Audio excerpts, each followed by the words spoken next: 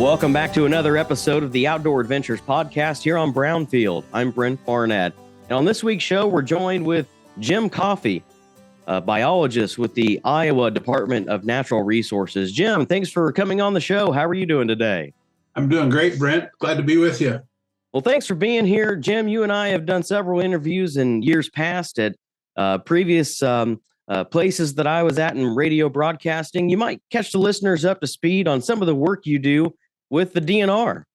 Yeah, so I have been, my title is Forest Wildlife Research Biologist, located out of the Sheraton office at Idaho State Park. And I am the state wild turkey program coordinator. But like all DNR people, I wear a lot of hats on any given day. We never know what the phone's going to bring us. So I work a lot with the forest species, so deer, turkeys, squirrels, exclusively to squirrels. And then I pick up some wild pigs, and I pick up some armadillos and some other oddities as well. Kind of all over the place. That's great. I know a lot of people are really getting excited about deer season later this fall. Of course, the archery opener will be October 1st, as always, in Iowa. Where are we at right now at this stage of their development for the whitetail bucks? We're here, as you and I talk, in mid to late July. So where do things stand right now? Yeah, we're doing real well. I mean, the deer obviously dropped last year's antlers, developing this year's antlers, and that, remember, is the fastest growing tissue in the world. So we're going to see a lot of antler development here in a short period of time. Some of those antlers look a little bigger than they really are right now because of that outside growth. And when they shed that velvet and that hard bone is on, we'll start seeing those antlers really showing up in mid-September where people will be seeing them. Mm-hmm. I feel like a lot of people I know that live out in the country, they've been posting some photos online here lately, seeing a lot of, velvet bucks grouped together in some bachelor groups. Is that pretty typical for this time of the year? It absolutely is. And a lot of people kind of forget that a little bit like humans, males kind of tend to be together when we want to be, and the ladies are kind of together with the kids when they want to be. And that's what's happening right now. We just got through the fawning season. So those does are really concerned with nursing and protecting this year's fawns. So the bucks, they're just kind of off doing their own thing in these bachelor groups. So you'll start seeing those photos of 3 and 4 bucks all kind of hanging out together. And sometimes I like to refer to those as the teenagers. They're kind of all they don't know what they're doing, but they're doing it really well together. Yeah, you can kind of getting off. You're like driving down the road and a couple bucks cross the road in front of you. And the velvet does make them look really big at this time of the year. It can kind of take your breath away at times. It does. And you're like, boy, I can't wait for another month and a half. But you have to remember, when that velvet gets shed, that antler is going to shrink quite a little bit. So you got to look at the number of points and look at the width. Those are the big things you really want to concentrate on. No doubt about that. What are the population trends looking like? Do we have any updates on that as we get close to the fall? Yeah, we'll be releasing a little bit better information on, but we do our spring spotlight counts, and that's for not just deer, but for all mammals that are out and about during the nighttime hours. And it's pretty typical, Brent. If you're in good deer country, the numbers are probably good. If you're in western Iowa right now, we've got some pretty good concerns about what's happening along that Missouri River area, and those numbers have been dropping for several years. But in the central part of the state and the southeast part of the state, our deer numbers are probably, I hate to say it, but a little too good. And we always want to encourage those hunters to take that extra doe and obviously know their area, know where they're hunting at, know what their local population is, because we tend to kind of manage at the county level. But when you get down to your individual fields where you're farming at and hunting at, you need to understand what's happening there and just know that sometimes taking that extra doe is not going to hurt anything. When you mentioned the western side of the state, any particular reasons that we've seen maybe a decline in that part of the state? Yeah, it's a little bit of a mystery, but not too much. We just don't have the habitat over there that we normally do. The agriculture is a little bit different. And then just some declining populations. We probably took the deer herd down a little too far the last decade. And then they were hit pretty hard with an EHD outbreak here 2 or 3 years ago. And typically EHD, epizootic hemorrhagic disease, does not have a big impact on deer populations. It's a localized disease. But when deer numbers are down, it's harder for those populations to come back quickly, like we usually see in central part of the state. So that's probably the biggest issue. And then you add some flooding on top of that during the fawning season, and that can have some issues as well. Yeah, I was going to say, I feel like maybe the drought has maybe had an impact as well. Last 3 or 4 years, of course, not this year, but I didn't know if you guys have been monitoring the drought's impact. So typically droughts don't impact deer too Okay. much, but what it can create is that optimal breeding habitat for the midges that do support the EHD virus. But what we also know is that when an area sees the EHD, it typically is only a 1 year type issue, and then those populations come back pretty quickly. We just haven't seen that come back like we do, and that's probably because those populations were a little too low to begin with. So it's going to take a few more years to get them back up. So we're looking at some different regulations out west to reduce the doe harvest in those counties out there to help bring that population back up to where the public has been wanting it for the last few years. And again, we try to manage on that countywide level at the best we can. So what we talk about and where you and I are at right now in central Iowa is not what's happening in southeast Iowa or western Iowa. Jim, and a lot of the hunting groups that I follow online, seems like public land's becoming more and more popular here in recent times. And of course, the state has a lot of public land DNR opportunities. What would you say to any hunter considering trying public land for a very first time? Yeah, I wouldn't be discouraged by public land.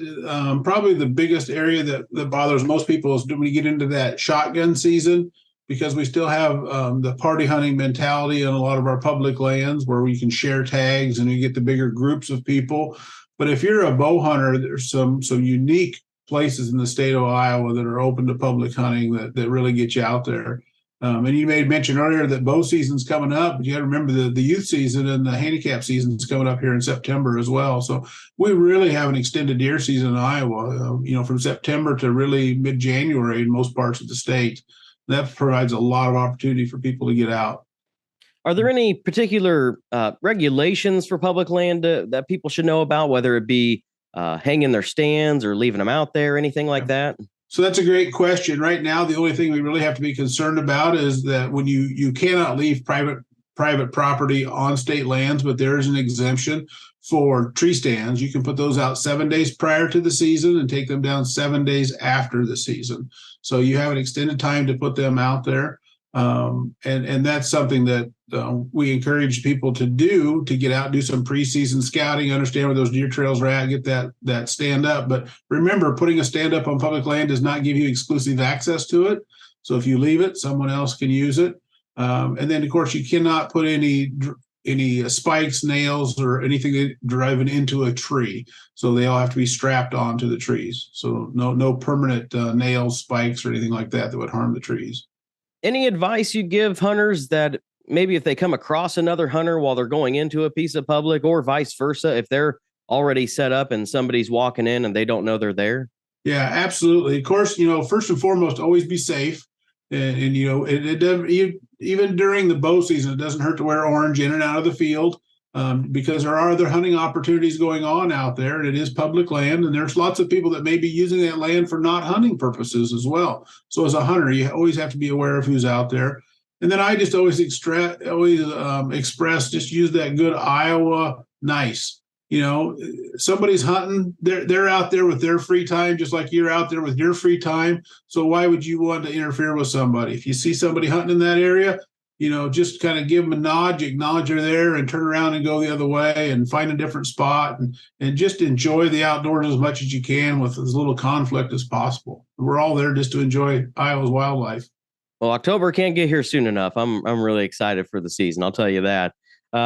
Let's talk turkeys a little bit. The DNR's Turkey Brood Survey. Tell us more about what's going on with that. Yeah, so this is the time of the year when the hens are just finishing up their nesting and the poults are starting to grow. So this is when we do our annual surveys of productivity, and the public can participate in that. If you see any turkey, could be a male, could be a hen without poults, could be hopefully a hen with poults, we ask you to go to the DNR website and report that to us.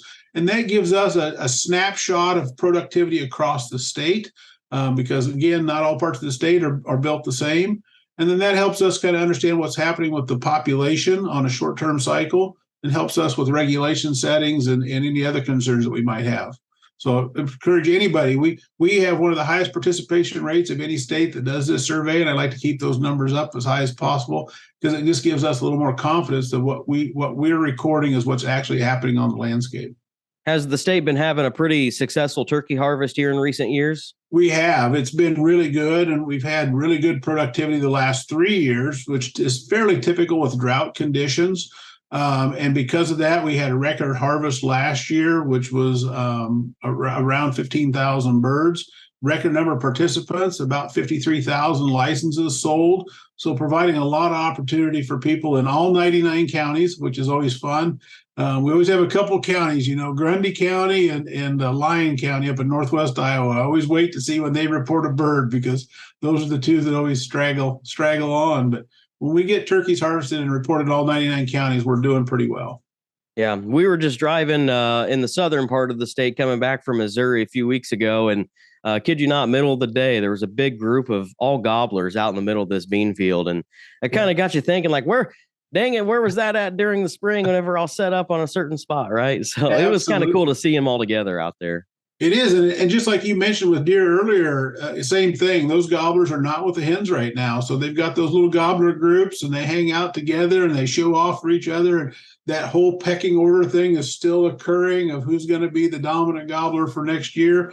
And the hens are off in their own broods, doing their hen things right now. So they're really not associated with each other this time of the year too much.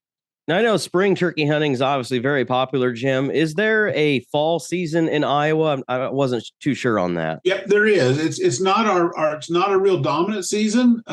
We have more of a tradition of spring hunting in Iowa, but we do provide fall opportunities for people. We harvest anywhere from around 400 to 500 birds a year across the entire state. So most counties won't record a fall harvested bird, and the big counties will report maybe a dozen. So it's not a big impact on the population, but again, it does provide additional turkey hunting opportunities to people. The fun thing about the fall, traditionally, you're trying to shoot the young of the year by breaking up the flocks and calling them back to you. But we see about half of our birds in the fall taken by bow hunters, guys that are out deer hunting. And then they tend to select gobblers. So when the gobblers come by, they tend to select them. So we only see a couple hundred young of the year or hens that are taken statewide in the fall.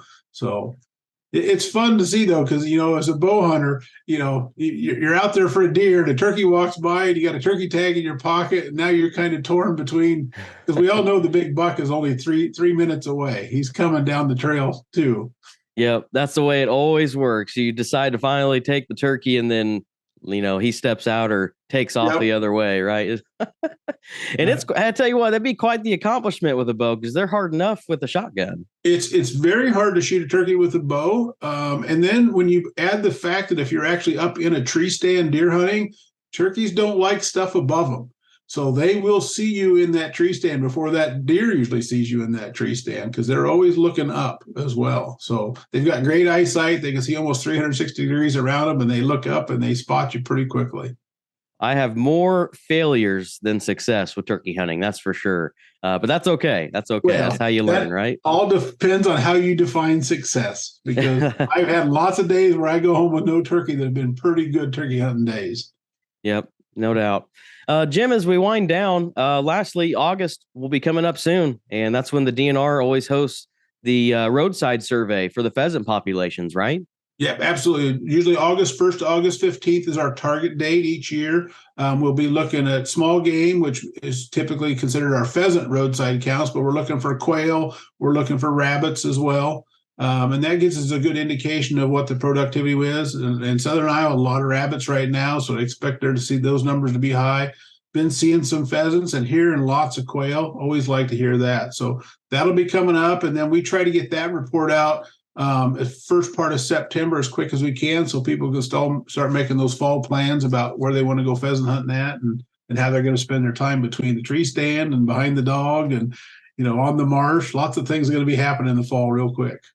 This past spring, some of the wildlife management areas that I hunt here in Marion County, and going back to last year as well, I mean, Jim, you wouldn't believe the amount of pheasants I hear on a morning and an evening hunt here in Marion County. So, I mean, that's got to be a really good sign for things here in this area. It's always encouraging. And again, our gallinaceous birds, our ground nesting birds usually do well after drought years. So we've seen some pretty good increases in those numbers.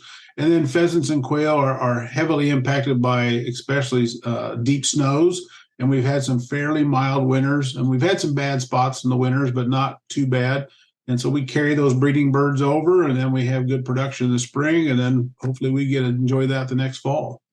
Well, thanks a lot for coming on the show. How can listeners stay connected with the DNR and some of the news that comes out? Yeah, the best way to do is we have a great social media person out of our Des Moines office, and through iowadnr.gov is the best way to see our Facebook page, what's happening every day. She posts great stuff every day about what's happening around the state.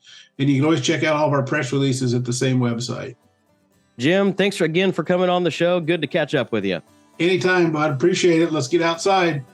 That's Jim Coffey with the Iowa DNR right here on the Outdoor Adventures podcast. I'm Brent Barnett on Brownfield. Thanks for watching this week.